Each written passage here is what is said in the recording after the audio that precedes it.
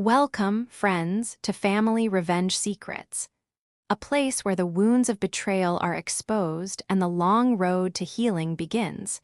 If you've ever felt invisible to the ones you raised, or if a family bond has become a broken trust, you've come to the right place.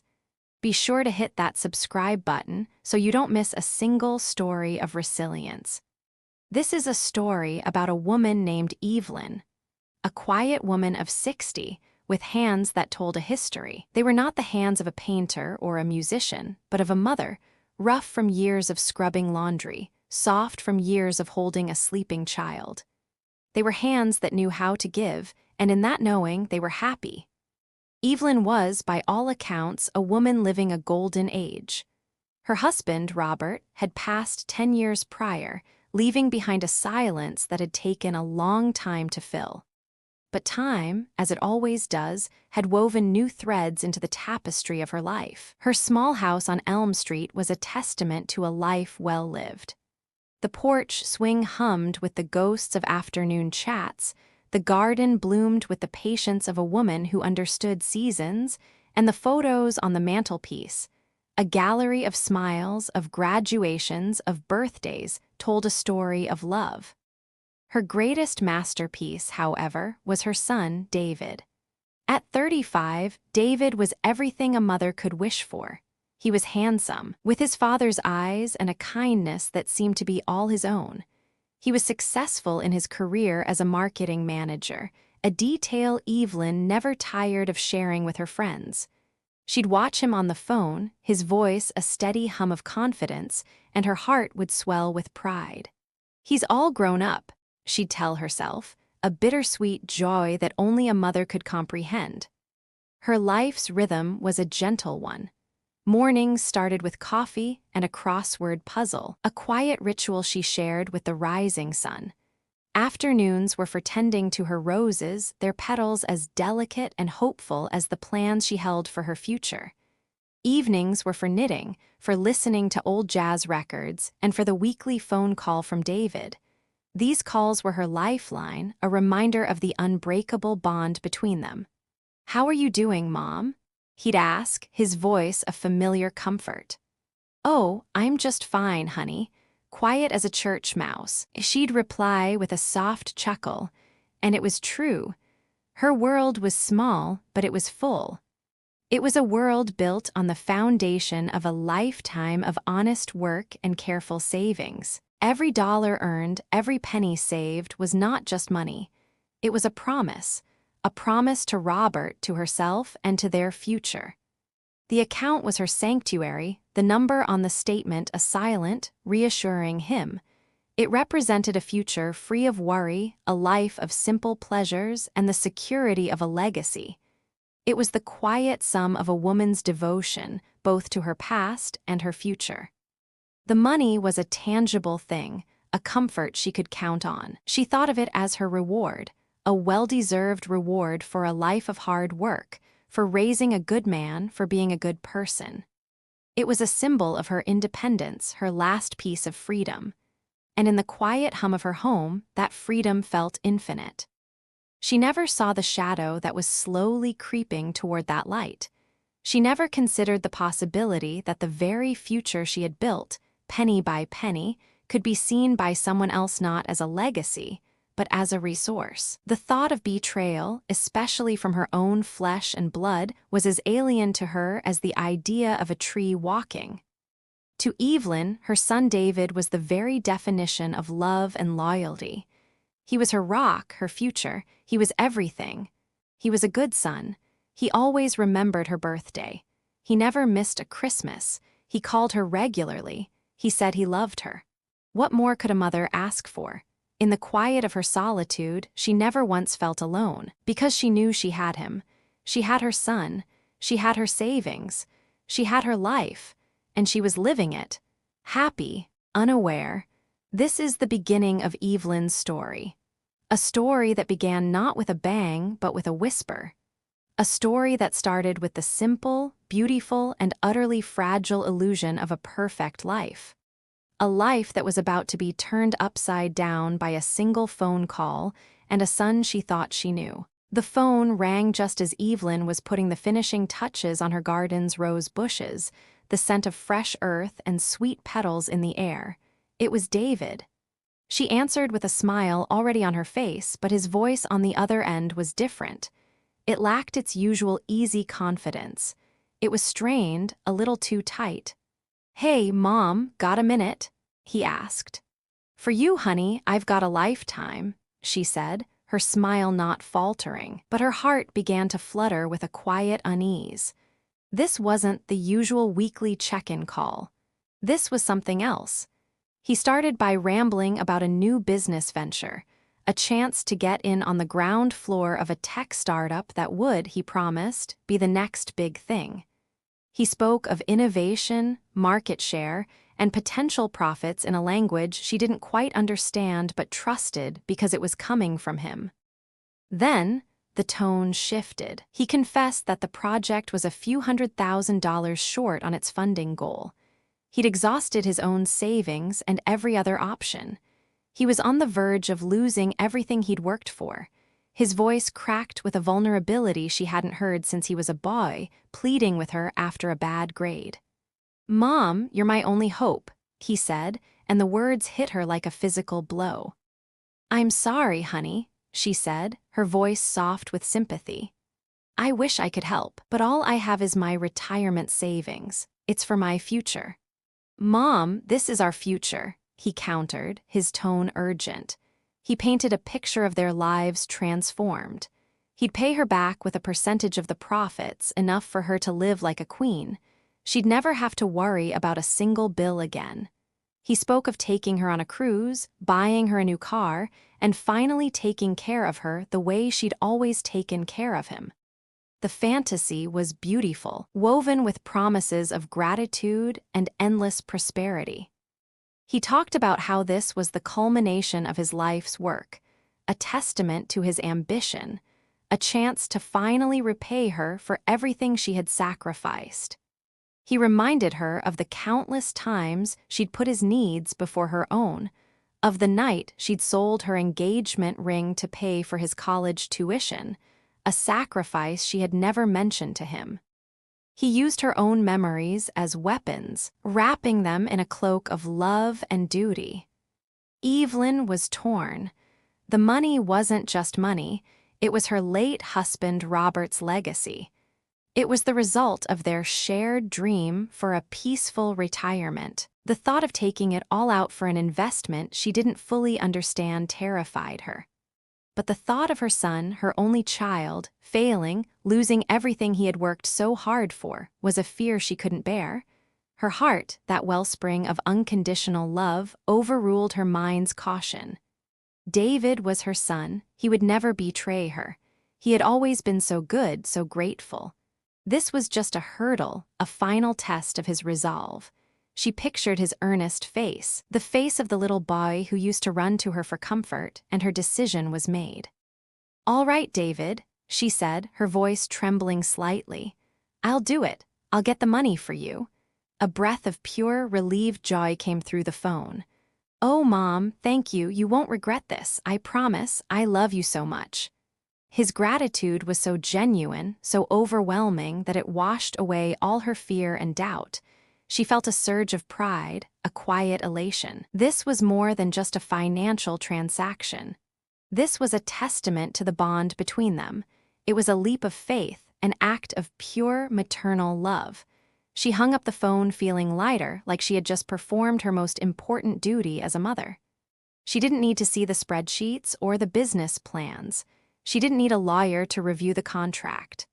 All she needed was David's voice, full of hope and a desperate kind of love. She thought about her husband, Robert, and for a moment she felt his spirit next to her. She imagined him nodding, a smile on his face, understanding that their savings were being used for the most important purpose of all, to help their son. The next day, she walked into the bank, her purse clutched tightly in her hand. The bank manager, Mr. Henderson, looked at her with surprise when she told him she wanted to withdraw the entire amount from her retirement account. He asked if she was sure, if she had considered the risks. She simply smiled and shook her head, her mind filled with the wonderful promises David had made. It was a transaction of trust, not of money. She had all the security she needed in her heart. She would learn, in the cruelest of ways, that some currencies, no matter how much you invest, can never be exchanged for love. The transfer was made. A single, decisive keystroke in the bank manager's office, and with it, Evelyn's life savings vanished from her account. It wasn't gone, it was simply moved to David's account, to a future she believed in more than her own. She left the bank with a feeling of profound relief, a burden lifted. The hard part was over. Now came the reward. For the first few weeks, the reward seemed to be arriving in daily doses. David called her every evening, and his voice was filled with a familiar energy she had missed. He talked about the new business, about meetings, about the people he was collaborating with. He painted a vibrant picture of a future bustling with success and told her how smart she had been to trust him. She felt like she was a partner in his great adventure, an unseen co-founder. But then the calls began to slow.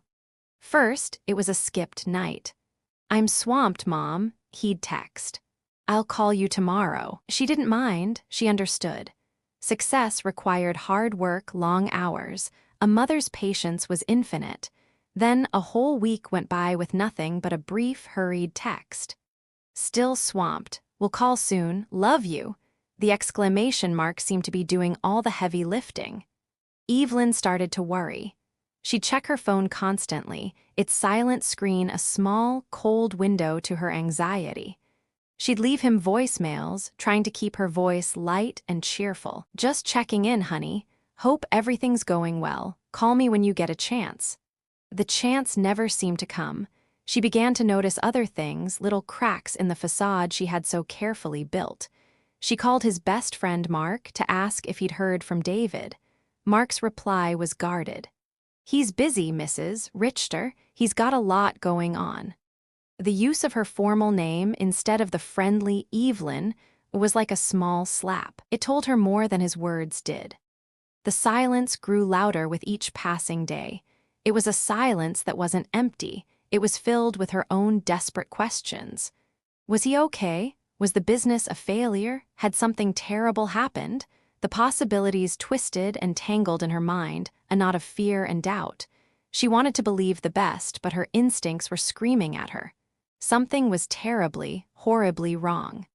One Tuesday evening, after a week and a half of no contact, she sat by the phone, her heart a drum against her ribs. She was about to give up when her phone finally lit up.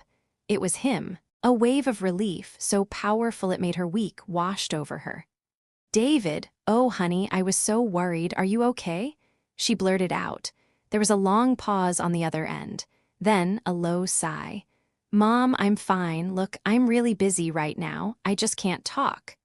The casual dismissal, the lack of apology, was like a physical coldness spreading through her. "But David, I just haven't heard from you. I wanted to know how everything was going. How's the business?" She pressed, her voice pleading. Another sigh, heavier this time. "It's fine, Mom, just fine. I gotta go. I'm late for dinner." "Wait, dinner with whom? Where are you?" she asked, a frantic edge to her tone.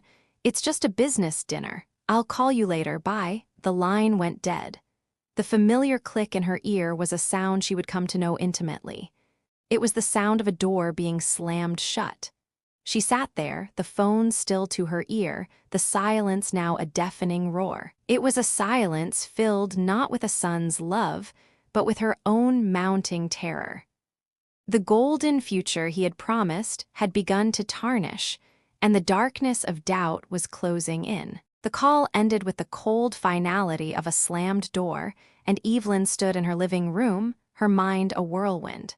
She tried to make sense of his brevity, to find a reasonable explanation for the shift in his behavior. Maybe he was just under immense pressure. Maybe the business deal was in jeopardy, and he didn't want to worry her. She clung to these possibilities like a drowning person to a piece of driftwood. But deep down, a new, chilling suspicion was beginning to take root. It felt like a small, icy stone in the pit of her stomach. For the next 2 days, the silence was absolute. Her phone, once a source of comfort, now felt like a heavy, useless brick. She sent a few more texts, carefully worded to avoid sounding needy, but they went unread or at least unanswered. The silence wasn't just deafening, it was beginning to feel hostile. It was a silence that carried a message: I am not available to you. Finally, unable to bear the anxiety, Evelyn made a decision that felt both necessary and terrifying. She would drive to David's apartment. It was a 3-hour trip, but the thought of seeing him, of looking into his eyes and having a real conversation, was a powerful motivator. She had to know if he was okay. She had to see the truth for herself. The drive was a blur of anxious thoughts and desperate hope. She replayed their last conversations in her head, searching for clues, for anything she might have missed. Had she said something wrong? Had she been too demanding? She arrived at his building, a sleek, modern high-rise in the city's most expensive neighborhood. It was not the kind of place a struggling young entrepreneur would live. A fresh wave of unease washed over her. She took the elevator up to his floor, her heart pounding a frantic rhythm against her ribs. She knocked on his door, a soft, hesitant rap. No answer. She knocked again, louder this time. A few moments later, the door opened, but it wasn't David. A young woman with a striking smile and a fashionable dress stood in the doorway. "Can I help you?" she asked, her voice friendly but unfamiliar. "I'm Evelyn. I'm David's mother," Evelyn stammered, her mind scrambling to process the situation. The woman's smile faltered for a second, a brief flicker of surprise before it returned just a bit too bright. "Oh, hi, I'm Claire, David's girlfriend. He's not here right now. He's at a golf tournament." The words hit Evelyn like a physical blow. Girlfriend. Golf tournament? The promises of a struggling business, the late-night work sessions, they were all a lie. A cold, hard, unadorned lie. The icy stone in her stomach solidified into a rock. She looked past Claire and into the apartment. It was a masterpiece of modern luxury, filled with designer furniture she recognized from magazines, expensive art on the walls, and a view that stretched out over the city like a priceless painting. This was not the apartment of a man fighting to keep his business afloat. This was the apartment of a man living a life of utter extravagance. "The business? How is the business doing?" Evelyn asked, her voice barely a whisper. Claire laughed, a light, tinkling sound. "Oh, David doesn't have a business. He's between jobs right now, but he's been great. We've been having so much fun. He just bought a new car, a fantastic sports car, and we're planning a trip to the Bahamas next month." The words echoed in Evelyn's ears, each one a hammer blow to the fragile world she had constructed. The new car, the Bahamas trip, the expensive furniture, all of it was purchased with her money, her life savings, the legacy her husband had worked so hard to build. Her heart, which had been so full of love and trust, was now a hollow, echoing chamber. "I see," she said, the words tasting like ash in her mouth. She backed away from the door, a woman in a haze, her mind reeling. She didn't need to hear more. She had seen the truth, and it was far more monstrous than she had ever imagined. The son she had sacrificed everything for had not used her money for a business. He had simply taken it, and he had done so without a single moment of hesitation, without a shred of remorse. The love she had given him, so freely and so unconditionally, had been treated not as a precious gift but as a limitless resource. As she turned to leave, she felt a profound emptiness, a betrayal so deep it went to her very core. She had not only lost her money, she had lost her son. The David she had known, the kind and grateful boy who had promised to take care of her, had never truly existed. He was a ghost, a character in a story she had written for herself, and the truth had just erased him forever. She walked away from the beautiful building, her shoulders slumped, leaving behind the pieces of her shattered life. Evelyn drove home in a daze, the city lights blurring into streaks of color through her tear-filled eyes. The 3-hour journey back to her quiet house on Elm Street felt like an eternity. Every mile was a mile further from the son she thought she knew, and a mile closer to a reality she never wanted to face. She didn't cry in sorrow. She cried in a bitter mix of anger and humiliation. How could she have been so blind, so foolish? She, a woman who had managed a household and raised a child alone, had been played for a fool by the very person she had trusted most. She arrived home late at night, the silence of her empty house now feeling less like peace and more like a profound loneliness. She walked past the mantelpiece with the smiling photos of David, her reflection in the glass a stranger to her. The face was the same, but the eyes held a new, cold hardness she didn't recognize. She sat on her sofa, the one she had bought with a small portion of the savings, and the weight of her betrayal settled over her. The money wasn't the worst part. It was the realization that David's affection was a performance, a well-rehearsed act to get what he wanted. For the next few days, Evelyn stayed in her home, avoiding calls from friends and shutting out the world. She went through the motions of living, making coffee, tending to her roses, but her mind was a constant replay of her final conversation with Claire. The golf tournament, the new car, the Bahamas trip. Each detail was a fresh stab of betrayal. She had spent her life saving every penny, and David had spent it in a heartbeat on trivial luxuries. One morning, as she stood by her kitchen window, watching the sun rise over her neglected garden, something inside her shifted. The tears had run dry, and what was left was a fire, a quiet, burning rage. She was tired of being the victim, tired of feeling humiliated. She had given David everything she had to give, and he had taken it all without a second thought. But she had something he hadn't counted on, her resolve. She walked to her desk and pulled out a small black ledger, the one she had used for decades to meticulously track her savings. The entries for the last 3 months were all zeros, a stark, painful reminder of her foolishness. But as she looked at it, she saw not a record of loss, but a document of injustice.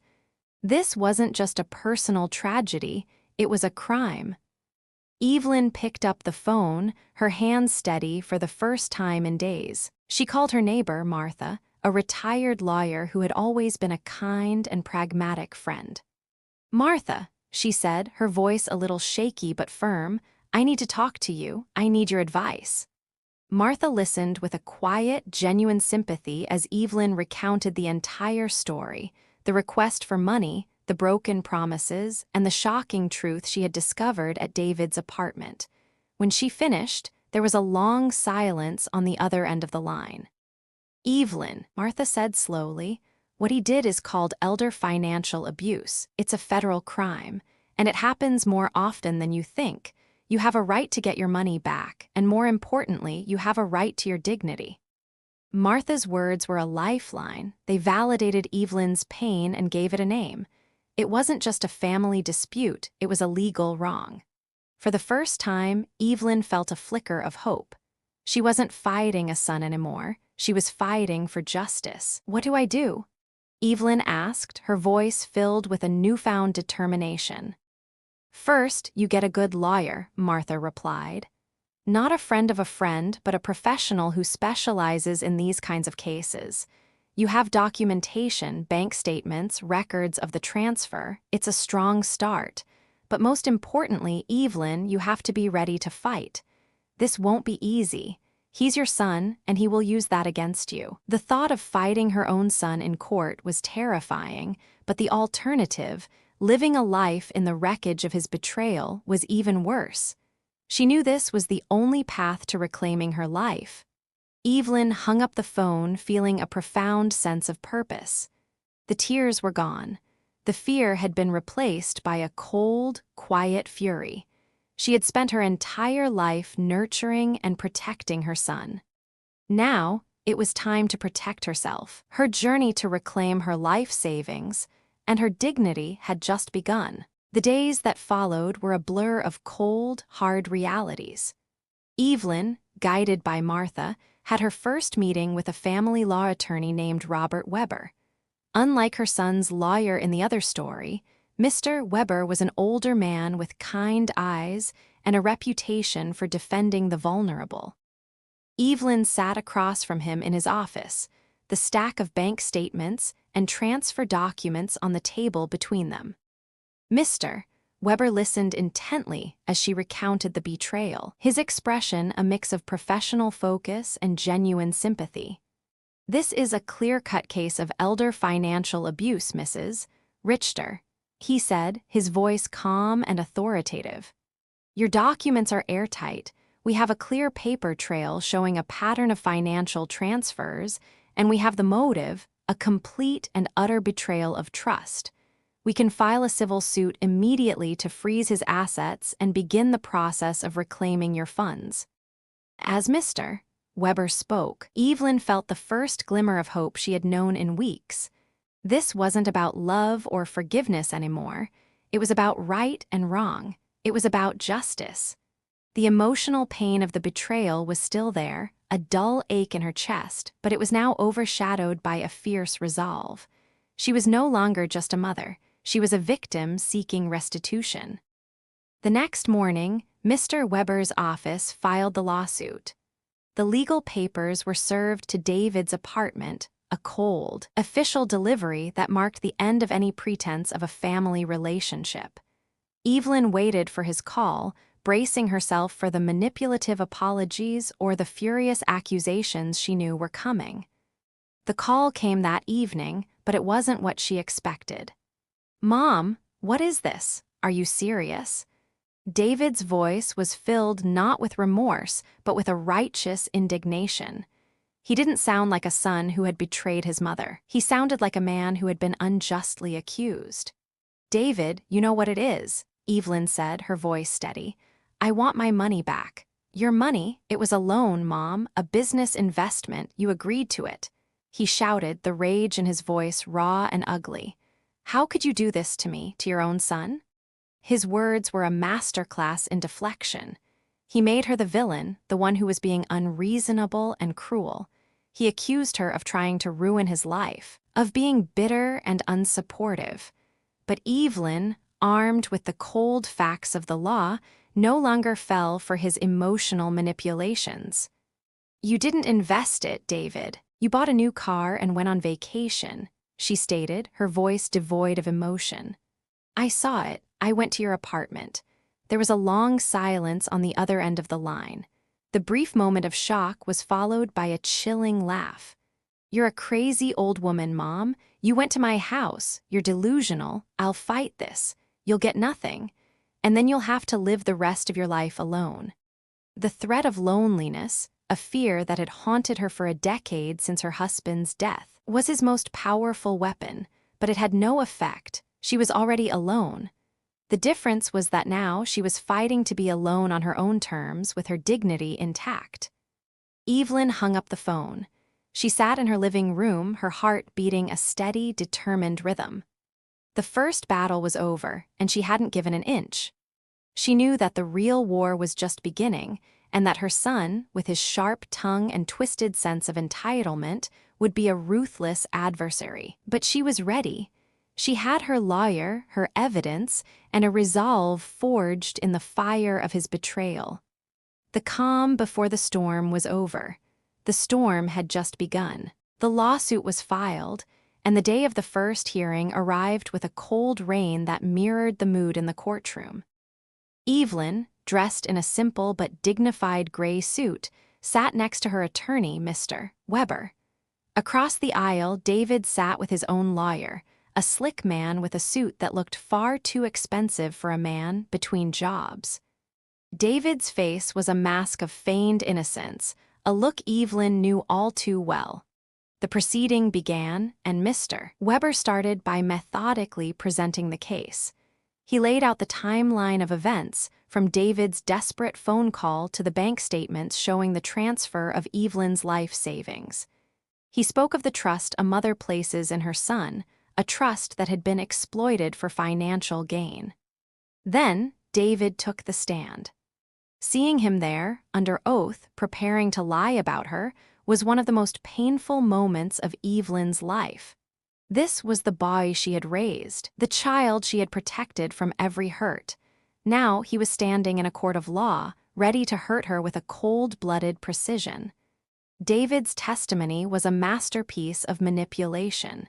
He spoke with a practiced remorse, painting a picture of a devoted son who was a victim of a misunderstanding. "My mother has always been very generous," he said, his voice soft and trembling. "She believed in my business idea. The money was a gift, a way for her to invest in our future." He went on to describe Evelyn as a woman who was a little confused in her old age, prone to emotional swings and forgetting things. He even went so far as to imply that her decision to sue him was an irrational act brought on by her loneliness. "I think she's just sad," he said, his eyes welling up with what looked like genuine tears. "I love my mom. I would never take advantage of her. This is all a terrible mistake." Evelyn watched in silent horror. The lies were so convincing, so wrapped in a veneer of love and concern that she almost believed them herself. Then it was Mr. Weber's turn to cross-examine. He approached the stand, his demeanor quiet but his questions sharp and precise. "Mr. Richter," he began, "you testified that the money was an investment in a business. Can you tell the court the name of this business?" David hesitated. "It's a startup. It's not public yet." "I see, so there's no official business name, no LLC." Mr. Weber pressed. "No paperwork for a company that was, by your own admission, a few $100,000 short on its funding goal." David stammered, his facade cracking. "The paperwork is in process. It's all very new. Let's move on. You also testified that you have a close relationship with your mother. Can you tell the court when was the last time you called your mother for a reason other than needing money?" David's mind went blank. The silence stretched on, thick and heavy. Mr. Weber didn't wait for an answer. "Is it true, Mr. Richter, that a few months after receiving the money, you purchased a new sports car and took a vacation to the Bahamas?" "Those were personal expenses," David said weakly. "Personal expenses or evidence of a life of luxury purchased with your mother's life savings." Mr. Weber's voice rose slightly. "Mr. Richter, my client visited your home. She saw the designer furniture. She spoke to your girlfriend. She knows the truth. You never intended to invest that money, did you? You intended to steal it." David's face turned a deep shade of red. He looked at Evelyn, and for a fleeting moment the mask of feigned innocence fell away. What she saw in his eyes was not regret, but a cold, burning hatred. It was the face of a stranger. In that moment, Evelyn knew with absolute certainty that the son she had loved was gone forever. He didn't answer. He couldn't. His lies had crumbled in the face of the truth. David's silence was a confession. The court had seen through his performance, and Evelyn felt a surge of validation. But the victory was hollow. As David's lawyer quickly intervened, requesting a recess, Evelyn's mind reeled. It wasn't the money that she was truly fighting for anymore, it was the son she thought she had. The man on the stand, with his desperate lies and bitter eyes, was a stranger. During the break, Evelyn sat alone in the hallway. She expected to feel triumphant, but a deep sadness settled over her instead. Her new friend Martha, the retired lawyer who had guided her this far, came and sat beside her, her presence a silent comfort. "You were incredible in there, Evelyn," Martha said, her voice soft. "You were so strong." "I don't feel strong," Evelyn replied, her gaze fixed on the floor. I saw him, the real him. The boy I raised, the man I was so proud of. He's gone, he doesn't exist. He's a lie." Martha put a gentle hand on her arm. "I know, the money is one thing, but the betrayal, that's the real theft. He stole your memories, your perception of him. That's a pain deeper than any financial loss." The words resonated with Evelyn. She had always believed that her love for David was a bond of steel, unbreakable and pure. But in the courtroom, she had seen it for what it truly was, a fragile illusion shattered by his greed. The money, she realized, was just the physical manifestation of that greed. The emotional damage was the true cost. Later, in a small conference room, David's lawyer approached them. He was slick and confident, a stark contrast to Mr. Weber's quiet professionalism. He offered a settlement. Mr. Richter is willing to return a portion of the funds to avoid a lengthy and public trial, he said, his tone suggesting this was an act of generosity. Evelyn's blood ran cold. He wanted to buy his way out of this. He thought her dignity had a price tag. And what about the rest? She asked, her voice firm. It's gone, the lawyer said with a dismissive shrug. Spent. You have to understand, these are the consequences of letting a young man live his life. The audacity of his words, the casual cruelty, infuriated Evelyn. They were treating her as if she were a nuisance, an obstacle to be paid off and forgotten. They still didn't see her as a person. They saw her as a problem. No, Evelyn said, her voice ringing with a new and unwavering conviction. I will not settle. We will go to trial. I want every single penny he took, and I want the world to know what he did. Mr. Weber looked at her with a flicker of surprise, then a slow smile of respect. Mrs. Richter's answer is clear, he told the opposing lawyer. The lawyer left, his air of confidence deflating into visible frustration.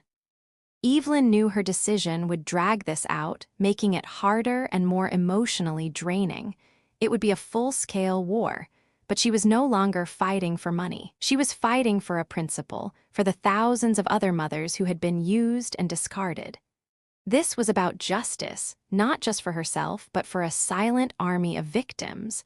As she looked out the window, the rain had stopped. A sliver of pale sunlight was breaking through the clouds. It was a small sign, but it was enough. Evelyn knew the road ahead would be long and difficult, but she was no longer afraid. She had lost her son, but in doing so, she had found her courage. And for the first time in months, she felt a glimmer of hope for a future that was truly her own. Evelyn's decision to refuse the settlement sent a ripple through the legal proceedings. David and his lawyer, confident that she would buckle under pressure, were visibly shaken by her resolve. Evelyn, on the other hand, felt a new sense of purpose. This wasn't just about winning a lawsuit, it was about exposing the truth and reclaiming her dignity. The pain of her son's betrayal was still a fresh wound, but now she was pouring salt in it, not to hurt herself, but to heal. Mr. Weber, impressed by her strength, began to build their case with renewed vigor. We need to show the court that you are not a confused old woman, as they've claimed, he told her. We need witnesses who can speak to your mental clarity and sound judgment. Evelyn was hesitant. Her world had become so small since Robert's passing. Her friends were few, her social circle limited to a few neighbors, and her weekly bridge club. She feared they would see her as a victim, a figure of pity. But Martha, ever the pragmatist, had a different view. Evelyn, these people know you, they've seen you, they know your character better than anyone. They've watched you live your life with grace and strength. The next day, Evelyn made a series of phone calls that were harder than she expected. She called her neighbor, Mr. Henderson, the bank manager who had processed the transfer. She called Mrs. Gable, the kind woman who ran her local garden center. She called her bridge club friends. To her surprise, their reactions were not of pity, but of shared outrage. Each one had a story of their own, a cousin, a friend, a neighbor who had been taken advantage of by family. Evelyn realized she was not alone. She was part of a silent fraternity of the betrayed. Mr. Henderson agreed to testify, providing a key piece of evidence, his own handwritten notes from the day of the transfer, in which he had expressed concern about the size of the withdrawal. He had discreetly noted Evelyn's firm, rational explanation that it was a business investment for her son, a detail that would now prove David's manipulative narrative to be a lie. I remember asking you if you were sure, Mr. Henderson said. And you were so certain. It was a transfer of trust, not just money. I'll tell the judge exactly that. Mrs. Gable from the garden center, a woman with dirt-stained hands and a heart of gold, was also a powerful witness. She testified about Evelyn's meticulous care for her garden, a passion that required planning, patience, and a sharp mind. Mrs. Richter knows the name of every plant, the right amount of sun and water they need, she told Mr. Weber. You can't be confused and have a garden like hers. Her mind is as sharp as a tack.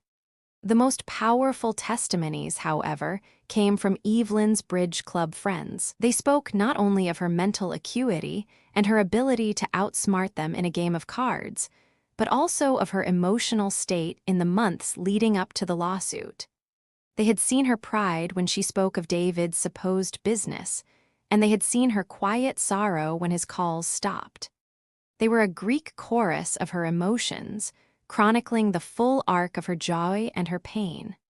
They showed the court that Evelyn's actions were not a sudden, irrational break, but a rational and necessary response to a sustained and deliberate abuse.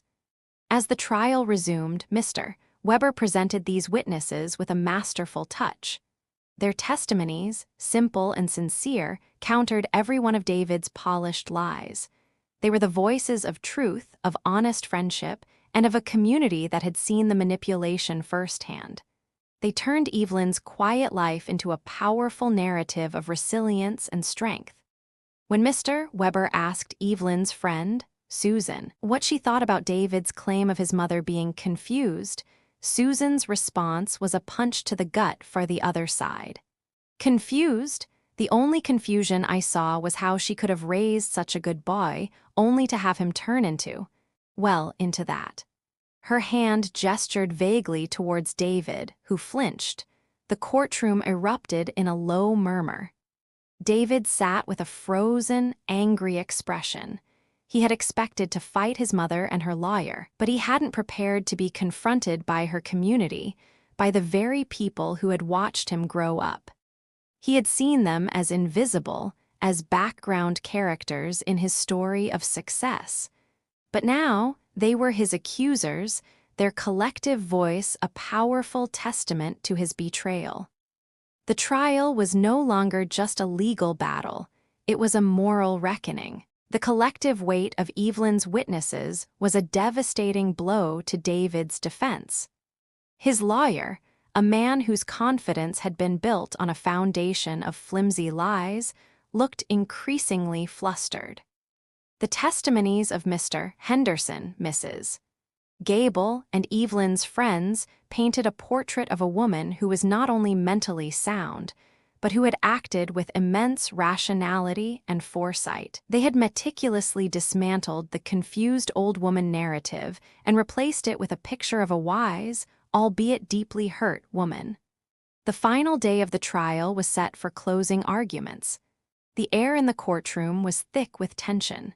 David, who had spent the last few days looking like a trapped animal, now sat with his face pale and his hands clenched. He had lost control of the narrative, and his life savings were on the line.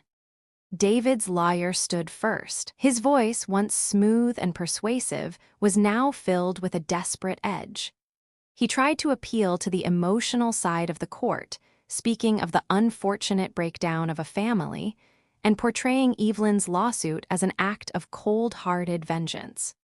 "Your Honor," he said, gesturing dramatically toward Evelyn, "this is not about money. This is about a mother's refusal to accept her son's independence. It is a sad, petty attempt to control a grown man's life." He tried to discredit the witnesses, calling them biased friends who were merely caught up in Evelyn's emotional drama. Then Mr. Weber stood. He didn't speak with the same theatrical flair as the opposing counsel. His voice was calm, reasoned, and full of authority. "Your Honor, what we have heard today is not about a son's independence. It is about a son's greed," he began. He walked to the table and held up the bank statements. "We have provided irrefutable evidence of a financial transaction. The defense has provided nothing but accusations and vague promises. They have no business plan, no legal documents, and no evidence of an investment. What they do have is a new sports car, designer furniture, and a vacation to the Bahamas, all purchased with funds that were meant to provide for my client's retirement."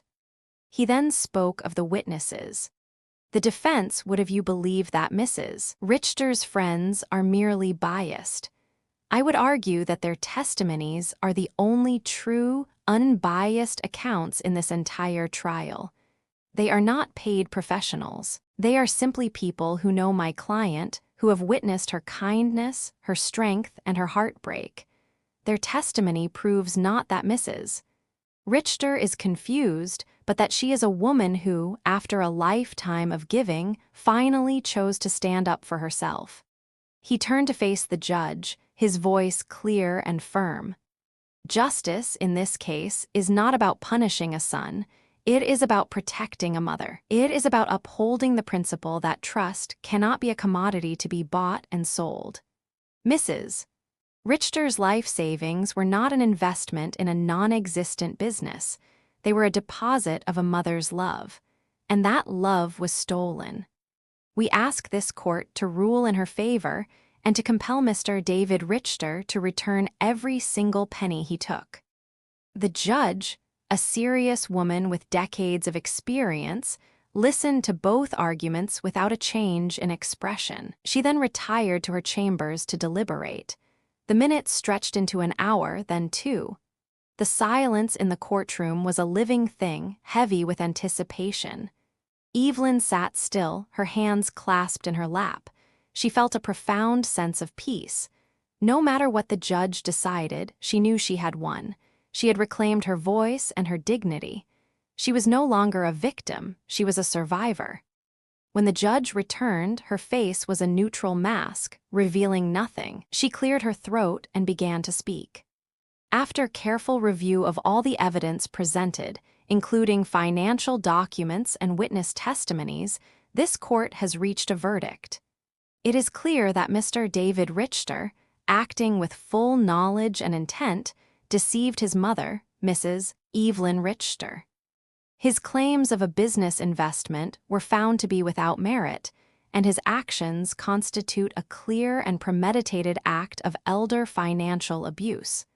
Therefore, this court finds in favor of the plaintiff, Mrs. Evelyn Richter, and orders the defendant, Mr. David Richter, to immediately return the full amount of funds taken in the sum of—" Evelyn's ears rang.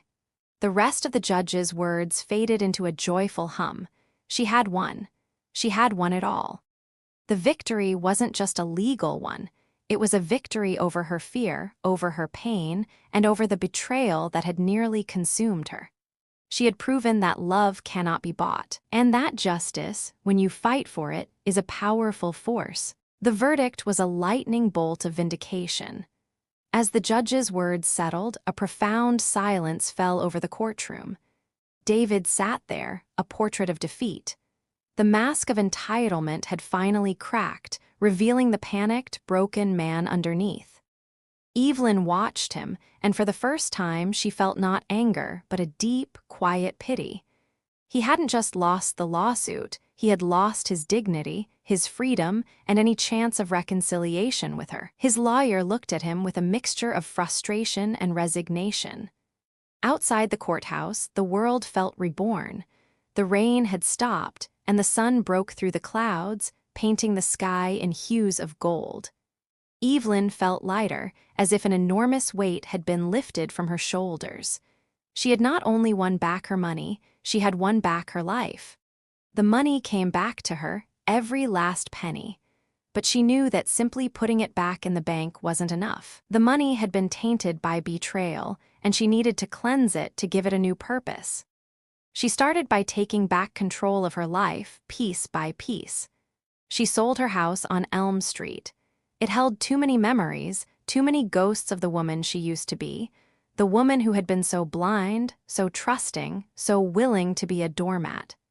She moved into a small, sun-filled apartment in the city, a place with no history, a fresh start. She decided to honor her late husband, Robert, not by holding onto the money he left, but by giving it to a cause they both would have believed in. She donated a significant portion of her savings to an organization that fought against elder financial abuse, helping other women who were too afraid or too ashamed to stand up for themselves. The money was a symbol of her fight, and now it would be a weapon for others. With the remaining funds, she finally began to live. She enrolled in a painting class, something she had dreamed of for years but had always put off for one of David's emergencies. She took trips to places she had only seen in magazines, meeting new people and making new memories. Her life was no longer defined by the love she had to give, but by the love she found for herself. One evening, as she was painting a vibrant sunset from her new balcony, her phone buzzed. It was a message from an unknown number.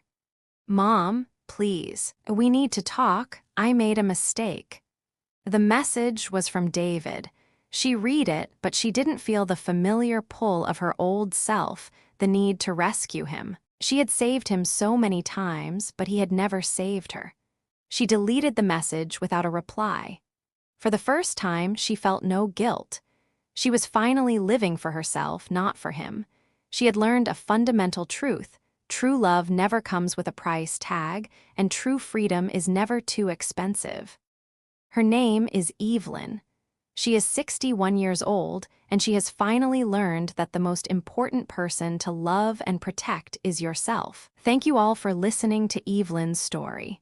It's a testament to resilience, to the quiet strength that lives inside us all. I hope this story gives you the courage to stand up for yourself and to protect your peace. Please take care of yourselves and your loved ones. May your homes always be filled with happiness, and may your relationships be built on trust, not on money. With heartfelt wishes, Family Revenge Secrets.